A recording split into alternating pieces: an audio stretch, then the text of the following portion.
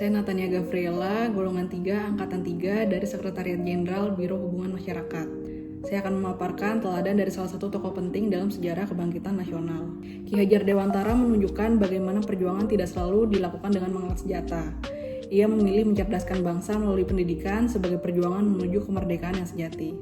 Selama masa perjuangannya, Ki Hajar Dewantara memberi teladan dengan menunjukkan nilai-nilai yang selaras dengan core values ASN, yakni berakhlak. Ki Hajar Dewantara mendirikan perguruan taman siswa pada tahun 1922 sebagai bentuk perlawanan terhadap sistem pendidikan kolonial yang diskriminatif. Melalui tindakan ini, Ki Hajar Dewantara telah mencerminkan sejumlah nilai dari berakhlak. Pertama, yakni nilai berorientasi pelayanan. Beliau memahami dan memenuhi apa yang menjadi kebutuhan masyarakat di masa itu, yakni akses pendidikan yang adil dan merata.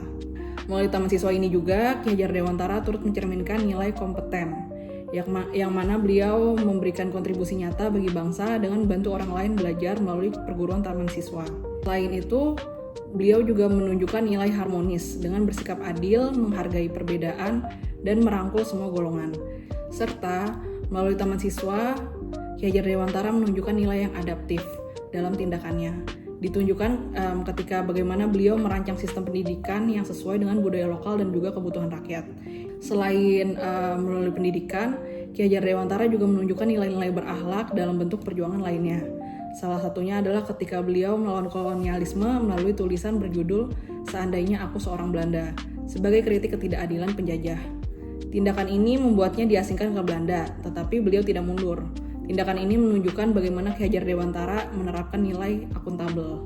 Tidak hanya taman siswa dan juga tulisan-tulisan perjuangan, Ki Hajar Dewantara juga menunjukkan nilai-nilai ASN lainnya, yakni nilai loyal yang ditunjukkan ketika beliau menanggalkan gelar bangsawannya, yakni Raden Mas Suwardi Suryaningrat, dan mengganti namanya menjadi Ki Hajar Dewantara.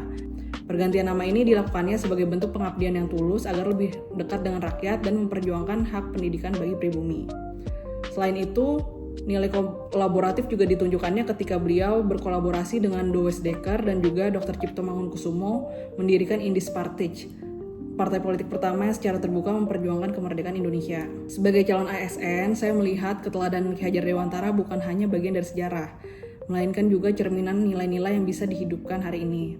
Nilai-nilai berakhlak yang beliau tunjukkan, yakni berorientasi pelayanan, akuntabel, kompeten, harmonis, loyal, adaptif, dan kolaboratif, telah beliau wujudkan dalam tindakan nyata yang berdampak langsung bagi masyarakat. Seperti semboyan yang beliau wariskan, Ing ngarso sung tulodo, ing madio mangunkarso, tut wuri handayani. Dimanapun kita berada, mari menjadi teladan, membangun semangat, dan memberi dorongan bagi kemajuan bangsa.